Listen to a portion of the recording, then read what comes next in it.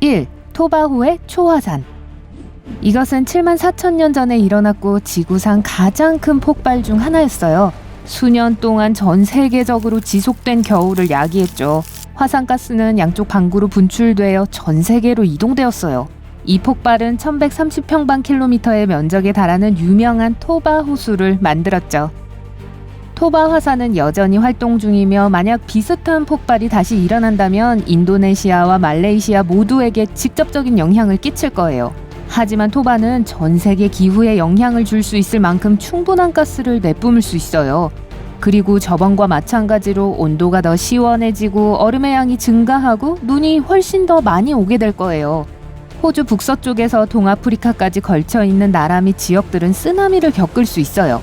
세계 경제는 피해를 입고 식물들은 살기 어려워질 거고 여행은 마비될 거예요. 만약 화산이 다시 깨어난다면 유일한 해결책은 집단 대피밖에 없어요. 2. 헬리나 슬럼프. 하와이 빅아일랜드에 있는 킬라우에아 화산의 남쪽 부분이 붕괴할 수도 있다는 건 정말 위험해요. 이 지역은 헬리나 슬럼프로 불리며 평방 12,000입방킬로미터의 암석을 태평양으로 떨어뜨릴 수 있어요. 그러면 태평양으로 퍼져나가 불과 몇 시간 안에 북미 서부 해안에 도달할 수 있는 초대형 쓰나미가 발생할 수 있어요.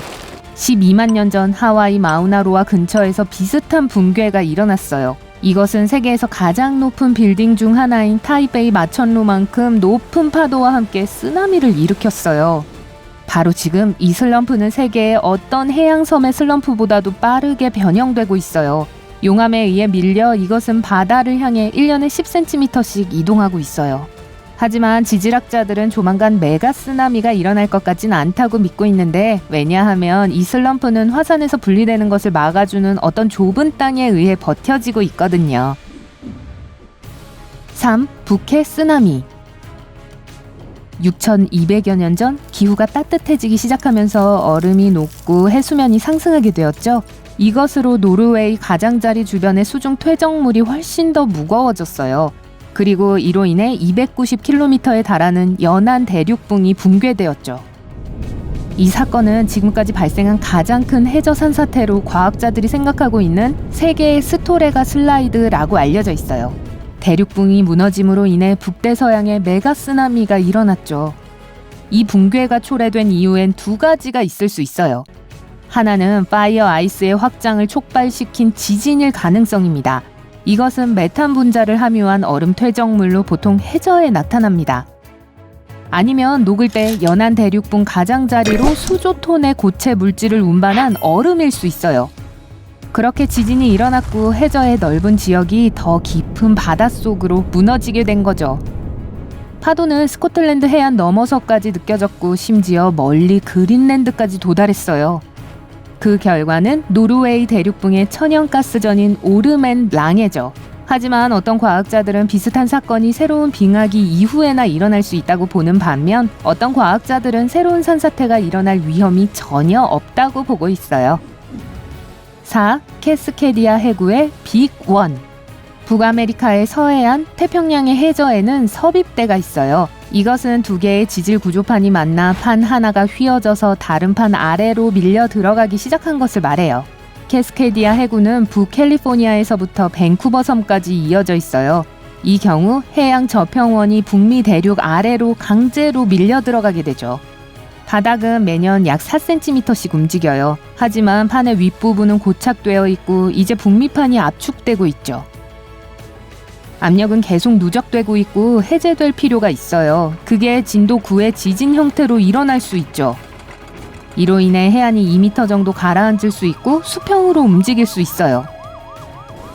지진이 차츰 약해지면서 2011년 일본을 강타했던 파도와 비슷한 쓰나미가 해안에 일어날 수 있어요. 과학자들은 지난 10,000년 동안 이 지역에 41번의 대규모 지진이 있었다고 추정합니다. 마지막 진도 9의 진동은 1700년 1월에 발생했어요. 현재 전문가들은 앞으로 50년 안에 진도 7.1 규모의 지진이 발생할 확률이 37% 된다고 보고 있어요. 5. 태양의 빅1. 운 좋게도 지금까지 기록된 최악의 태양 플레어는 우리의 문명이 태양의 분노에 취약하지 않았을 때 일어났어요. 이것은 캐링턴 사건으로 알려져 있어요. 1859년 9월에 일어났는데 현대기술의 발전이 있기 훨씬 이전이죠. 거대한 플라즈마와 자기장이 지구의 자체 보호 자기층으로 밀려 들어왔어요. 이것은 거대한 태양 폭풍을 일으켰어요. 이것은 하늘을 밝히는 강렬한 오로라로 이어졌어요. 하지만 예쁜 불빛과는 별도로 폭풍과 함께 찾아온 강력한 전류가 엄청난 결과를 가져왔죠.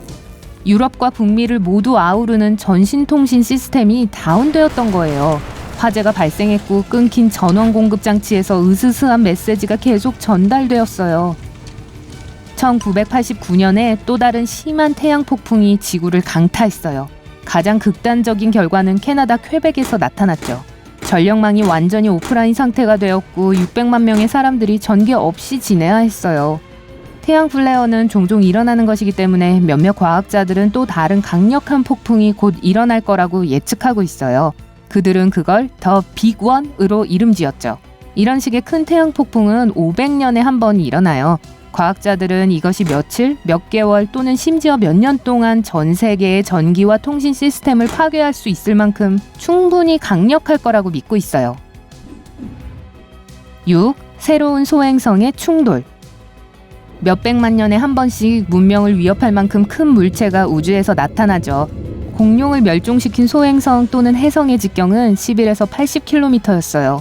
만약 비슷한 크기의 암석이 온다면 이런 일이 일어날 거예요.